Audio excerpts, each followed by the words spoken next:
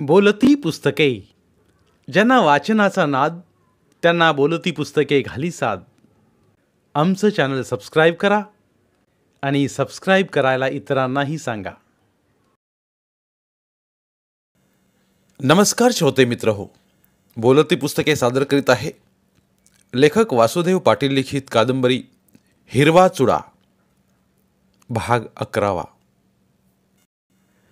उन्हाळ्याची चाहूल लागली तशी उमरटीत गव्हाची कापणी सुरू झाली. शंकर मामा सुटी पाहून उमरटीला चक्कर मारून जात. बापू व काशीमार्फत मळ्यातली कामं होत होती. बंकट बापू मोठ्या दिलानं बाजीची शेती पाहू लागले. उन्हाळ्यात अमराईत व जाभुळवनात कोकिळीची हूक उठली. तिकडे तोरणमाळच्या दऱ्याखोऱ्यात मोहाची फुले गळू लागली. लाल तांबड्या फुलांनी पळसाची झाडे बहरू लागली. सातपायरी घाटातून जाताना दरीत जणू आगीटा भडकल्याचा भास होऊ लागला. रघुच्या उरातही पळस फुलासारखाच आगीटा धगधगत होता. अमराईत उठणाऱ्या हुक्केने मैना कलकलू लागली. भानाची लॉकडाऊन होताच कीर्तनासाठी सुरू असलेली भटकंती थांबली व तो उमरटीत निवांत थांबला. मळ्यात असताना बापू व मावशीची हाय उपस पाहून त्याचं अंतर करपू लागलं. रघु व आपणा शिकवताना सारा खटला ओढताना बापू व मावशी रात्रंदिवस राबत आलेत.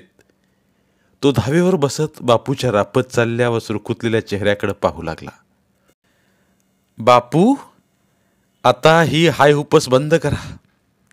भले माणसं लावा, पण स्वतः राबणं आता सोडा. भाना, मातीत वाढलेल्या माणसाला मातीच्या सुवासाशिवाय चैन पडत नाही रे. घरी राहत बसलो तर आमचा श्वास गुदमरल. पण आता तब्येत ही महत्वाची आहे, ती सांभाळा.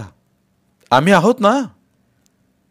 भानाची कमाई वाढली होती व रघुदादा फारसा येत नसला तरी कामापुरतं ठेवत पगार सारा बापूंकडे पाठवी. म्हणून भाना आग्रह करू लागला. भाना, आमची काळजी करतोय तर एक ऐक ना. सांगा बापू. घरात तुझ्या मावशीचं व आईचं काम बंद होईल असं पहा. भाना एकदम खाली मान घालत गप्प झाला. भाना, रघुला विनव व तूही मनावर घे. घरात कितीही ऐश्वर्य असलं तरी लक्ष्मीशिवाय त्याला किंमत नसते पोरा. बापू आतडं तुटल्या गत बोलत होते. बापू, दादाला विनव तुम्ही. काहीतरी करूया यावर्षी. नुसतं त्यालाच विनवू नको, तूही मनावर घे. मरणाच्या दारात जाताना त्या सदाला कोणतं तोंड दाखवू मी. भानाच्या डोळ्यात पाणी येईलच इतपत कंठ दाटून आला. भाना, काल तुळसा आली होती घरी, रडत होती. बापू, रंग बदलणाऱ्या सरड्यावर विश्वास ठेवायचा नसतो. नाही भाना, बाप गेला म्हणून की जीवनाचं धक्क खाऊन म्हण, पण काल तुळसा वेगळीच भासत होती. भानाचा विश्वास बसेना. ज्या दादासाठी आपण 6 महिने तिच्यासाठी सिंगापूरला गेलो तरी यश आलं नाही, आणि आत्ता म्हणून तो मनात उफाळलाच. आज सायंकाळी तिला भेटून ये. बापू, मी का जावं तिला भेटायला. मनातल्या आढ्या, रग, ताठा हा सारा कुठंपर्यंत टिकतो भाना, हे तुझ्यासारख्या कीर्तनकारास मी काय सांगावं. सारी रग ताठा फक्त एका श्वासापर्यंत टिकतो. क्षणात श्वास दगा देतो व ताठा रग जागच्या जागी राहतो. या रग ताठा आत्मप्रौढीपायी रागो कदमाच्या हवेली पनकली नाही. या कदमाच्या वाड्यातला दुरावा दूर होण्यासाठी तुझा बापू अख्खी हयात स्वाभिमान गुंडाळून साल गड्यागत राबला. त्याची जाण ठेव पोरा. आपली माणसं कितीही चुकीची वागोत, त्यांना धरून ठेवायची असतात, ना की तोडायची. भानास बापूत तत्वज्ञानाचं विद्यापीठ जाणवू लागलं. सायंकाळी भाना कदमांच्या वाड्यासमोर आला. 3-4 पिढ्यांचा साक्षीदार वाडा आता दम टाकायला आला होता. की मनस्थितीनं आपणास तसं वाटतंय हे भानास कळे ना. ह्याच वाड्यात ठोकर मारत आपली रखमा आजी खिरणीस निघून गेली होती. पण याच वाड्यासाठी आजीचा मोठा जावई बापू बाजीची आग झेलत राबत राहिले. आपला सदाबाप नाही आला म्हणून आपणास बापू पाठवत तर नसावेत. तो थरथरत पायऱ्या चढू लागला. तोच तुळशी वृंदावनाजवळ तुळसा दिवा लावायला आली. सदरेत शंकरमाबा बंगळीवर बसले होते. भानास पाहता तुळसा दिवा लावत झरकन परतू लागली. ये भाना.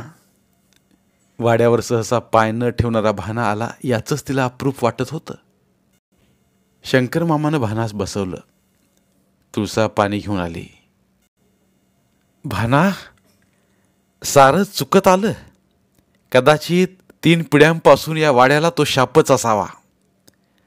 आपापसात आंतरिक ओढ असतानाही अतिप्रेमापोटी म्हणावं तर, पण दूर दूर जात चुकत राहिले. आत्ताच पाहिलं तर तुळसा, दाजी व माझंही चुकलंच. मी तर या वाड्याचा घटक नसतानाही चुकलो. कदाचित वाड्यातलं पाणी पिल्यानं असेल. पण आत्ता आपणच आपल्या चुका दुरुस्त करायला हव्यात. शंकरमामा काळजातून बोलत असल्याचं भानानं ओळखलं. मात्र मागचे अनुभव पाहून तरी तो काहीच बोलेना. मामा, त्याला सांगा, ही मैना रघु मिळाली नाही तर याच्या म्हणण्याप्रमाणे या वाड्यातच झुरून मरेन, पण वाड्याची पायरी सोडणार नाही. तुळसा बोलली आणि भाना हृदयातून हल्ला. तुळसा, मी काय करावं ग? भाना, काही करून रघुला समजव. तो तुळसाचं तोंडही पाहत नाही. दाजीच्या वेळेस आला तरी परस्पर. तुळसाऐवजी शंकर मामाच विनवू लागले. ठीक आहे, दादाला मी विनवतो, पण आता दादा ऐकेल की नाही हा भरोसा मी नाही देऊ शकत. भाना, रघु तुझा ऐकेलच. हवं तर एक वेळ मला सोबत येऊ दे. रघुला मी विनवते. कोण जाणे, नकारच राहिला तर मला त्याचं दर्शन. तुळसा, असलं काही नाही. माझा दादा तितकाही कठोर नाही. तुळसीच्या बोलण्यानं भानाही कळवळला. हात जोडत रडणाऱ्या मामी व तुळसाचा निरोप घेत भाना उठला. रात्री त्याला झोपच येईना. जळगावहून परतताना आपल्यासाठी सतत काहीतरी घेऊन येणारा आपला दादा त्याला दिसू लागला. मोठ्या भावाची कधीच उणीव भासू न देणारा, तरी खुजपण स्वीकारणारा दादा. भाना, भेटायचं रे मला. खूप अस्वस्थ वाटतंय. भानाला जळगावला शिकत असताना रघुदादाचं बोलणं आठवलं. तुळसा भेटत नव्हती तेव्हा रघुदादा ऊर फाटणारा आक्रोश मनात करत होते. आठवताच भानाच्या नसा तट्ट फुगू लागल्या. मात्र आज वाडाच हंबरताना त्याला मनात समाधान वाटायला हवं होतं. पण तुळसाला हंबरताना पाहून भाना विरघळला. सकाळी भानानं तोरणमाळा फोन केला. दादा, कुठे आहे? खूप अस्वस्थ वाटतंय. तुला भेटावं वाटतंय. ये ना भेटायला. अरे भाना, ती तिथं असली तरी आलो असतो रे, पण इथं थोडी उलझन येऊ पाहते. मी तुला फोन करणारच होतो. असं कर, तूच काशी मामा, मालू मामी व हवं तर सुशांतलाही घेऊन ये ना. मला माहीत आहे तू तोरणमाळा येणार नाहीस, पण यावेळी थोडा मामला वेगळा आहे भाना. आणि शहाद्यास आला की आधी फोन कर. दादा, मी येतो, पण एका अटीवर. भावा, तुझ्या साऱ्या अटी मान्य आहेत. तू लवकर ये फक्त. इथं आल्यावर बोलू आपण. दादा, आधी ऐक. तुळसा बदलली रे. तुला भेटायला येते ती. दादा, तुझी मैना परतली. मला मनापासून आनंद होतोय दादा. मी तिला घेऊनच येतोय. भाना, ऐक. तिला नको आणूस.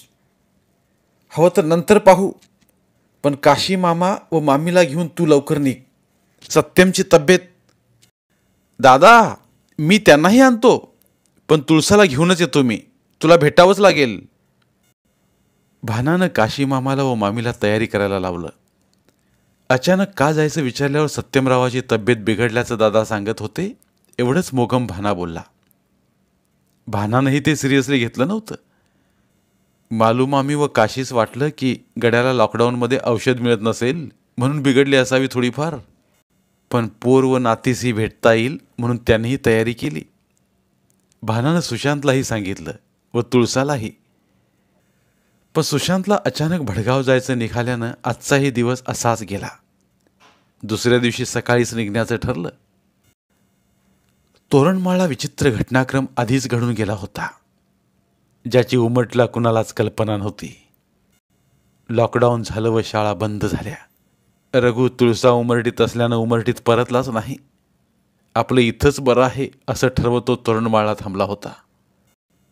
सुगंधा, एवी तेवी सुट्ट्याच आहे तर पाचोऱ्याला जाऊन या, तेवढीच हवा पालट होईल, रघु सत्यम व सुगंधाला सांगत होता. दादा, हिला मी तेच सांगतोय, पाचोरा नाहीतर उमटला तरी जाऊन येऊ, पण ही ऐकतच नाही, मध्येच सत्यम बोलला. सुगंधा, तसं कर, उमटला जाऊन या. दादा, बाहेर सारी वाहनं बंद आहेत, एकदाचं सुरळीत होऊ दे मग जाऊ, सुगंधा कारणं देऊ लागली. कारण पाचोऱ्यात माधवीबाईला उगाच आपल्यामुळे जयवंतराव नेरेचा त्रास नको व उमटला तर नकोच नको.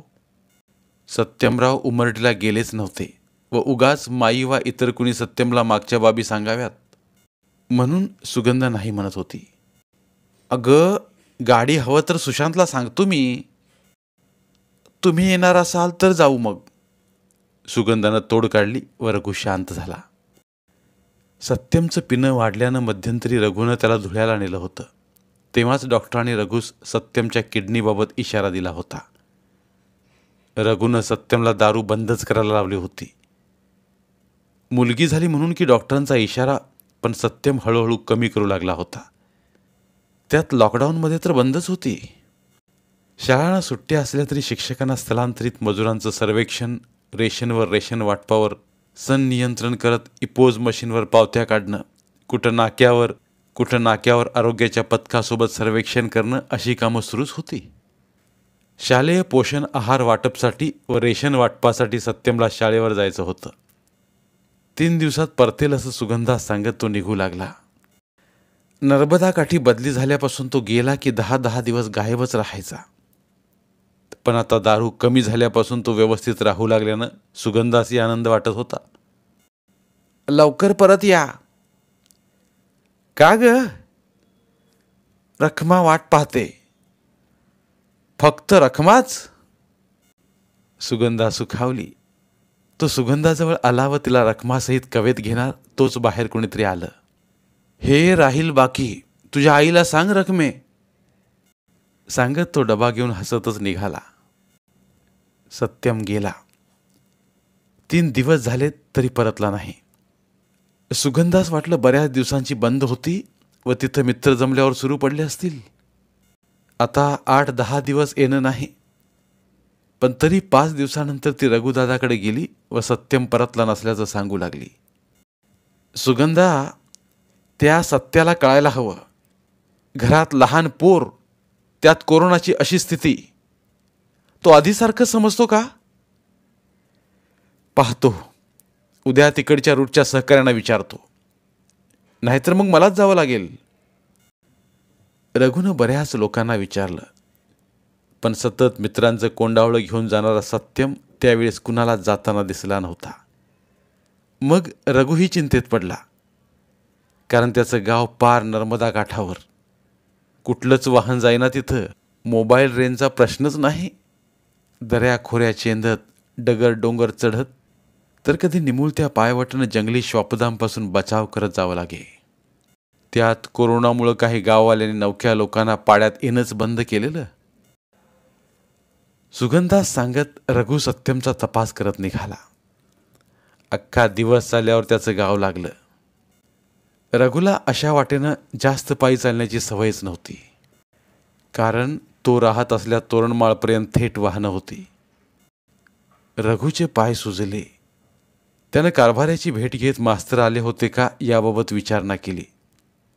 सत्यम आला होता व दुसऱ्या दिवशी शालेय पोषण आहार वाटला असल्याचं कळालं, पण निघालेला सत्यम नेमका कुठं गेला ते कळत नव्हतं. रात्री रघुनं कारभाऱ्यांकडं कसंबसं 2 घास खाल्लं. सकाळी कारभाऱ्यास घेत रघु जंगलातून आजूबाजूच्या पाड्यात तपास करू लागला. एका पाड्यावरच्या कारभाऱ्याच्या ओळखीच्या माणसानं सत्यम 4-5 दिवसांपासून नर्मदा पार करून गेल्याचं सांगितलं.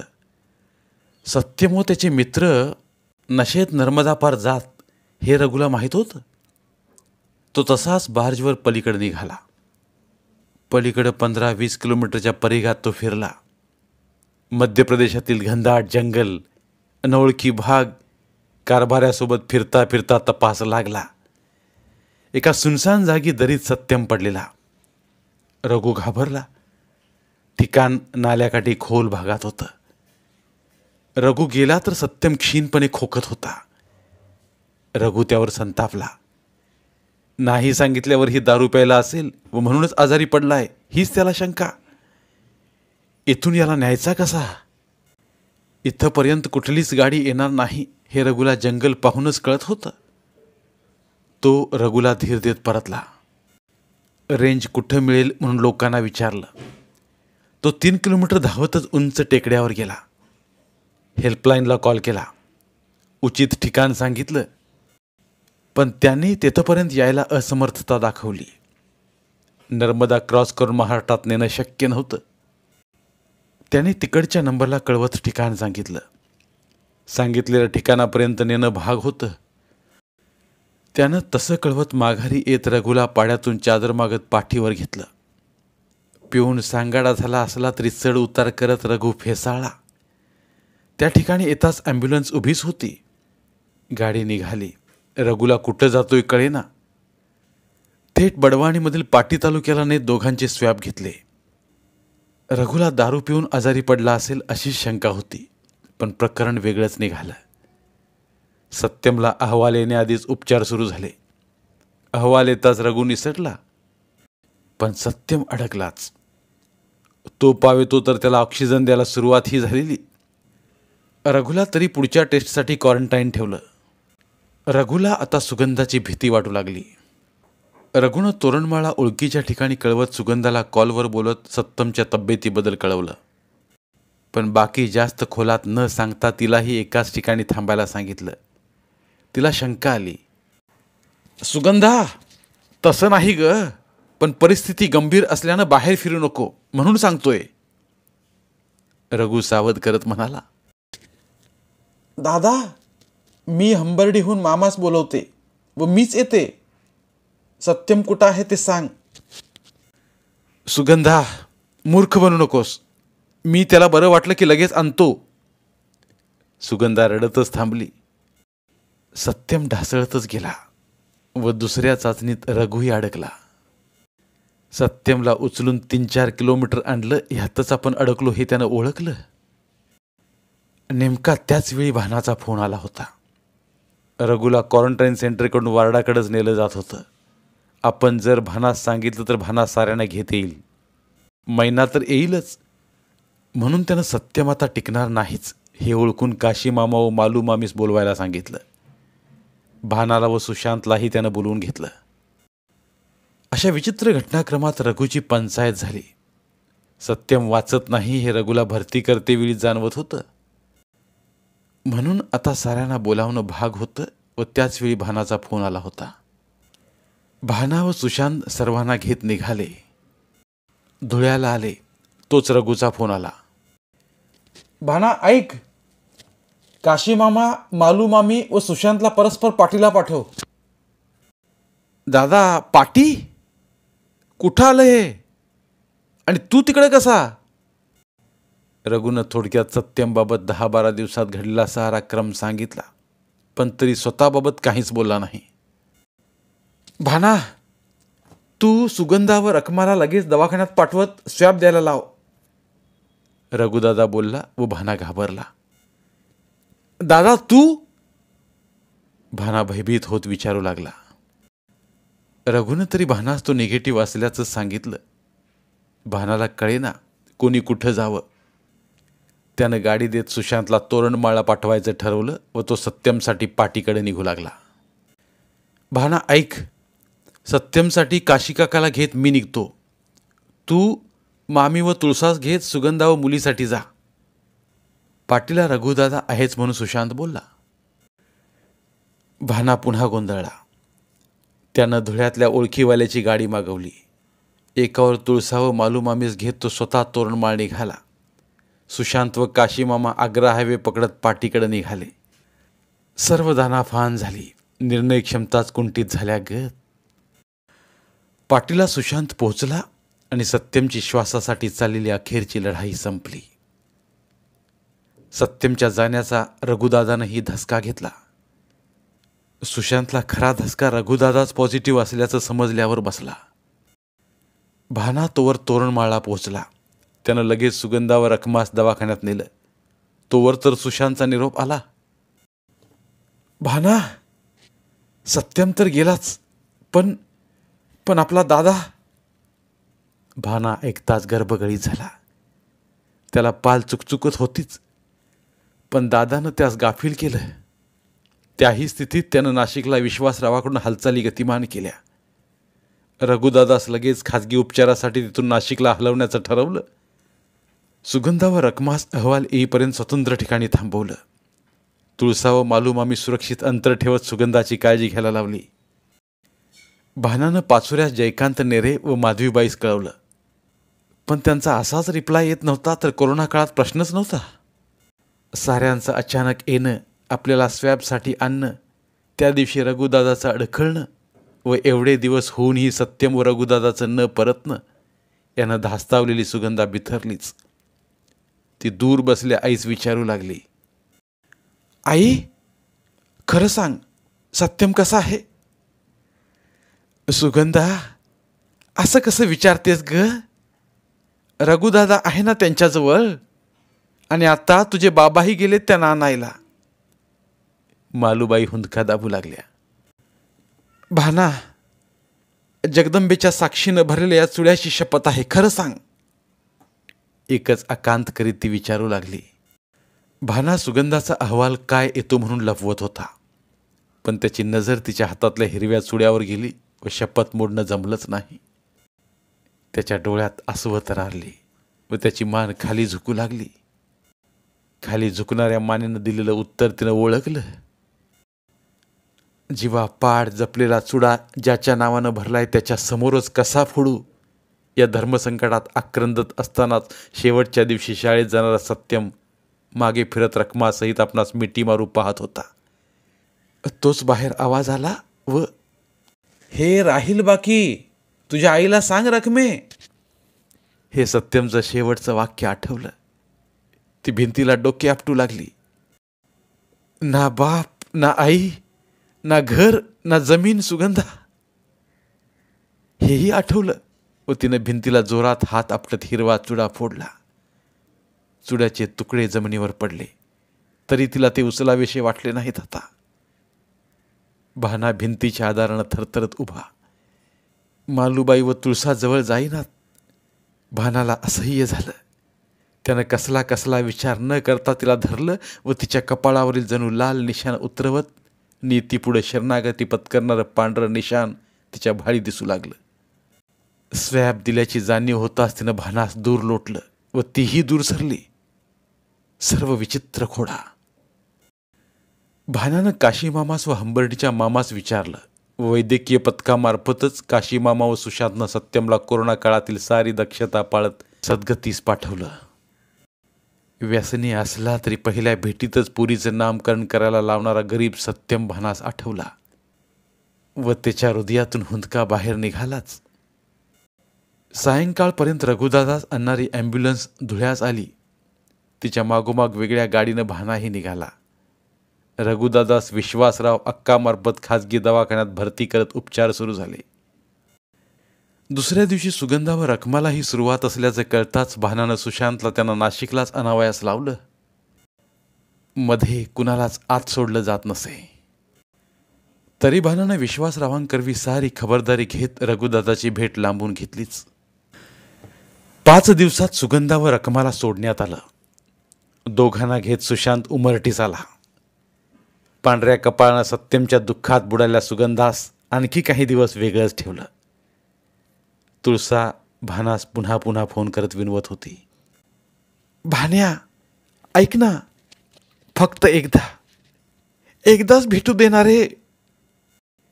तिच्या आकांतानं भानाचंच काळीज फाटू लागलं. त्यानं धुळ्याहून रघुदादास फोन केला होता. ते बोलणं आठवलं. भाना, निघाला का? दादा, साऱ्यांना घेऊनच येतोय. ऐक, सुशांतला व काशी मामास इकडे पाठव व तू तोरणमाळला जा. आणि तुळसा? जिला तोंड पाहायची इच्छा नव्हती ती काय इतकी उतावी होते भाना? दादाचा कंठ भरला होता. पण त्यावेळेस आपणास दादाबाबत कल्पना नसल्यानं व सत्यमची स्थिती म्हणून समजलं नव्हतं. भानाला आता आठवताच डोळ्यात पाणी आलं. तुळसा, मलाही जाऊ देत नाही ग, तर तू येऊन काय करशील? भाना, काहीही कर, पण एकदा रघुला पाहू दे ना. बघतो. नंतर तर रघुची तब्येत खालावतच गेली. डॉक्टरांनाही कळेना पेशंट तरुण हेल्दी असूनही असं का व्हावं. पण त्याचं उत्तर केवळ रघुकडंच होतं. डॉक्टरांनी विश्वासरावास कल्पना दिली. विश्वासरावांची भानास सांगण्याची हिंमत होईना. त्याने आपल्या पत्नीस सांगितलं. अक्कानं मनातलं काहूर व हुंदका दाबत भानास पुसटशी कल्पना दिली. भाना, नियती आपलं सर्वस्व नेत आहे व आपण असहाय्य. हताशपणे नियतीकडे पाहण्याखेरीज काहीच करू शकत नाही रे. अक्का कळवळून म्हणाली व भाना हंबरला. अक्का, एवढं प्रगत वैद्यकशास्त्रही माझ्या दादास वाचवू शकत नाही, तर मग ही या पाट्या, ही दुकानं. भाना, ऐक, संयम ठेव. सारं जगच हातबल आहे आता. रघु बेडवर सिलेंडरमधून पुरेसा येत असूनही अपुऱ्या पडू पाहत असणाऱ्या श्वासांकडे हसत पाहत होता. दम उकडत असताना त्याच्या चेहऱ्यावर जाता जाता एक तेज झळाळत होतं. रखमा आजे, मी तुझाच नातू ना. तू जशी राघव कदमाशी एकनिष्ठ राहिली तरी तोंड दाखवलं नाहीस. बघ, तुझ्याच पावलावर पाऊल ठेवत मला कंटाळलेल्या भूतांना मी जितेपणीच काय, पण मरूनही तोंड दिसू देणार नाही. भाना, तुझ्या करवी अंगद शिष्टाई करीत होती रे मैना. पण त्याआधी तिचं मला कॉल करून विचारणं यानंच मी सावध झालो. सत्यमला उचलून नेणारा मीच. मला एवढंही कळू नये का? आणि बघ, एवढं सुसज्ज इस्पितळ, शर्तीनं झुंजणारे हे योद्धे, हे तर आधुनिक देवदूत आहेत रे खरंच. पण यांना किती आघाडीवर लढावं लागतं रे. रोगाशी लढू शकतात हे देवदूत, पण रोग्याची इच्छाशक्तीच फितूर असेल तर दम उकडतच चालला. भाना, तुझ्या पुढे या जन्मात खुजाच राहिलो रे मी. माफ कर. एक आणखी मैनेला म्हणावं, पुढच्या जन्मी हा राघू तुझाच. पिंजऱ्यातील पोपट स्वतःच उडाला. विश्वासरावांनी वैद्यकीय पथक घेत स्वतंत्र ॲम्ब्युलन्स उमरडीकडे पाठवली. भाना, सुशांत, विश्वासराव, अक्का तिच्या पुढे निघाले. उमरटीत बंकट बापूंच्या घरी एकच अकांत आक्रोश होऊ लागला. रात्री 12च्या आसपास मळ्यात अमराईत रघुस वैद्यकीय पथकानं ठेवलं. भाना, बापू, अंजामावशी, आई, काशीमामा, मालूमामी, पारूमामी सारे दूरच. जवळ जाण्यासाठी एकच अकांत, जीव तुटेपर्यंत आक्रोश. पण साऱ्यांचाच नाईलाज. सुगंधाही साऱ्या चाचण्या व्यवस्थित झाल्यानं आलेली. आणि तुळसा भान्या, एवढा मोठा कीर्तनकार, एवढा मोठा माणूस झालास तू, पण रघुनं तुला आज खुज केलंच. तू नाही म्हणवू शकलास त्याला. ती भानाचं छाताड धरत जाब विचारू लागली. अमृतकर बाबा, गिते अप्पा, भोसले, विश्वासराव सारे सुन्न होते उभे. बाबा, अप्पा, आबा, यांना तुम्ही सांगा ना या भाण्याला, तुमचा शब्द टाळणार नाही हा. याला म्हणावं, या भिकारी महिनेला पाहण्यासाठी एकदाच रघुचं तोंड उघडायला लावा. तुळसा धरणाऱ्यांना न जुमानता प्रेताकडे जाऊ लागली, पण साऱ्याने तिला धरलं. भाण्या, तुला बोलली होती ना मी तोरणमाळा घेऊन चल म्हणून, पण शेवटचं दर्शन हे घेऊ दिलं नाहीस. भानानं तिला गच्च छातीशी धरलं. ऐक तुळशी, ऐक. काय ऐकू रे तुझं, काय ऐकू. तो एक नाराज होता म्हणून तर तुला त्याची मनधरणी करायला लावली होती ना, तेवढंही नाही जमलं तुला. तोच दूर अंतरावर फुलं पेटली व तुळसा बेशुद्ध पडली. रघु अमराईतून उडाला की मुक्त होत मैनीची वाट पाहण्यासाठी अमराईत विसावला हे कुणालाच कळणार नव्हतं. नंतर घरातले साऱ्यांचे स्वॅब घेण्यात आले. भाना सुगंधाचं कपाळ पुसताना जवळ जाणं, दादाजवळ जाणं यानं जास्त शक्यता वाटत होती, पण सारेच निसटले. उमरठीला 2 महिने एकदम भयान भकास भेसूरपणा होता. या काळात बापू, मावशी, आई, तुळसा साऱ्यांना भाना सांभाळत होता, त्यातच सुगंधालाही. पण रात्र झाली की मग साऱ्यांना सांभाळणाराच रघुदादाशिवाय पोरका होई. मग तो रात्री अमराईत अगदी जीव उकडेल की काय तोवर आकांत करी. सुशांत, बापू हे त्याला रात्रभर सांभाळत. मग सुश्या, आपलं माणूस असतं तोवर त्याचं महत्व नसतं रे, पण ते माणूस जाताच त्याचं नसणं जीवन उद्ध्वस्त करतं. तुळसासाठी तीळ तीळ तुटणारा दादा त्याला आठवत होता व आत्ताची तुळसाची स्थितीही तो पाहत होता. म्हणूनच अनाहूतपणे तो विचारत होता. तुळसा कुणाला काहीच न सांगता केव्हाही उठे व अमराईत येई. आंब्याच्या झाडाखाली बसत झाडावरील उडणाऱ्या राघूंकडे पाहत राही. तिला कशा कशाचीच सुद्ध नव्हती. मग भाना, सुशांत व बाला जात तिला धरून आणत. भाना, तो कैरी तोडणारा राघू बघ, तो तिकडचा बघ, सांगेलाही तोंड लावत नाही तो. त्याला सांग ना रे, सांग ना खायला. तुळसाचं संतुलन बिघडत ती झुरू लागली. बापू व मावशी तर जगण्याची उमेदच हरवून बसले. बापू, तुम्हीच असं वागायला लागले तर मीच वेडा होईन. भानाचाही संयम सुटला व तो ढसाढसा रडू लागला. बापू खाली मान घालत लहान पोरागत हुमलू लागले. भाना, आता आमचे 20व्याचे क्षण आलेत बाबा. अंगणातली पाखरच उडून गेल्यावर पुन्हा चूल तरी कुणासाठी पेटवावी. बापू, तसं असेल तर मग मीच चूल विझवतो. भाना आकांत करू लागला. बापू सावरले. बापू काही न बोलता उठले. कुणास ठाऊक, पण त्यांनी मनी नसताना ते काशीच्या घरी गेले. रकमास मांडीवर खेळवत काशी ओट्यावर बसलेला. सुगंधा घरात सुन्न नजरेनं उदास बसलेली. बापू सुगंधासमोरच बसले. सुगंधा, हात जोडतो, माझं काळीच गेलं, तुझंही कपाळ सुनं पडलं. झालं गेलं विसर, विसर आता. विसरणं अवघड असलं तर या रकमेसाठी, तुझ्या रघुदादासाठी हवं तर, पण भानास आधार दे, आधार दे त्याला. फोडलेल्या चुड्याच्या काचाचे तुकडे फेर धरत तिच्या नजरेसमोर गोल फिरू लागले.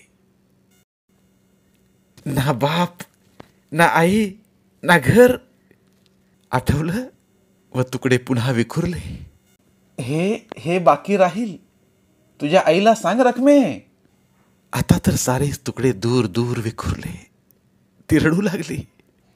मालूबाई व काशी मनात लाख लाख इच्छा असून सुगंधास कोणत्या तोंडानं सांगावं म्हणून मूक आक्रोश करू लागले. सुगंधा, नियतीनं पाठी फोडली असंच समज. आई जगदंबेचीच इच्छा. रुकार दे, रुकार दे. सुगंधा बापूस बिलगली. रघुदादा व सत्यमसाठी ऊर फाडून फाडून रडू लागली. बापूला 3 महिन्यानंतर आज थोडं हलकं हलकं वाटू लागलं. त्यांनी भोसले सरांची भेट घेतली. भोसले सरांनी अमृतकर बाबांना बोलावलं. बाबा आले. त्यांनी भाना समजावलं.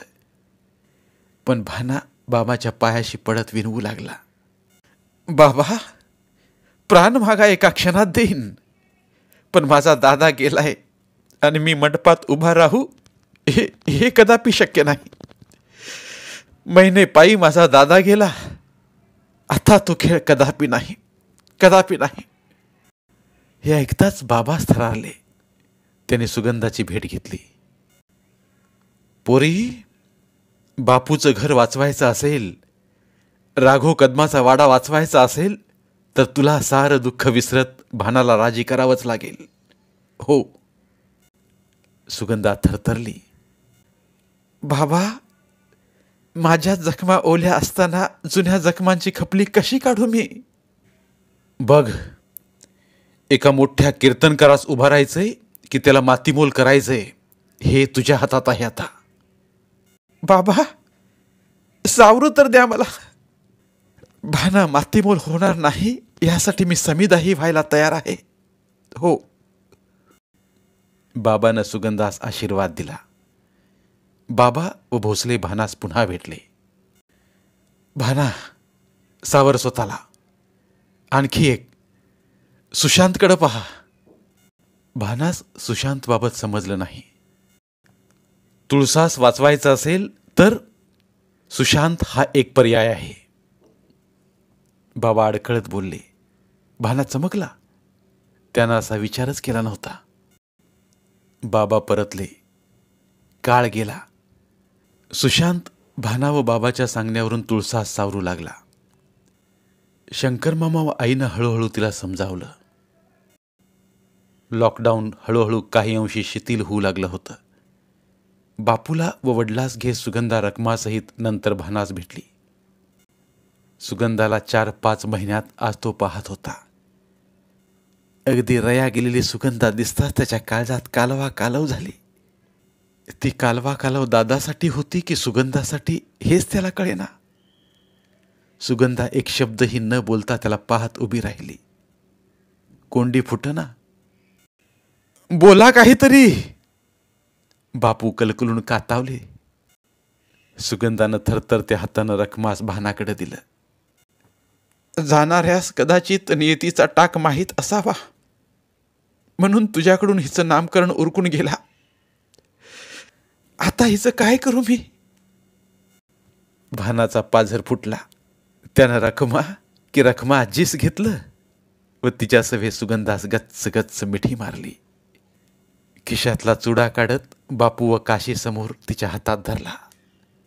बापू व काशी मामाही आनंदानं रडूच लागले. मौसमे इश्क में मचले हुए अरमान है हम, दिल को लगता है 2 जिस्म एक जान है हम. ऐसा लगता है तो लगने में कुछ बुराई नहीं, दिल ये कहता है कि आप अपनी है पराई नहीं. यथावकाश मोजक्या लोकांच्या उपस्थितीत बाबा महाराज येत आशीर्वाद देत भाना व सुगंधा आणि सुशांत व तुळसाचं लग्न उरकलं. धन्यवाद. आज इथे लेखक वासुदेव पाटील लिखित हिरवा चुडा या कादंबरीची सांगता होत आहे. मराठीतील प्रतिभावंत लेखकांचं साहित्य, कथा, कादंबऱ्या ऐकण्यासाठी आमचं बोलती पुस्तके हे चॅनल सबस्क्राईब करा आणि मराठी साहित्याचा प्रसार करण्यासाठी प्रत्येक मराठी माणसाला सबस्क्राईब करण्यासाठी आवाहन करा आणि बोलती पुस्तके या साहित्य चळवळीत सहभागी व्हा. आपले पुन्हा एकदा धन्यवाद.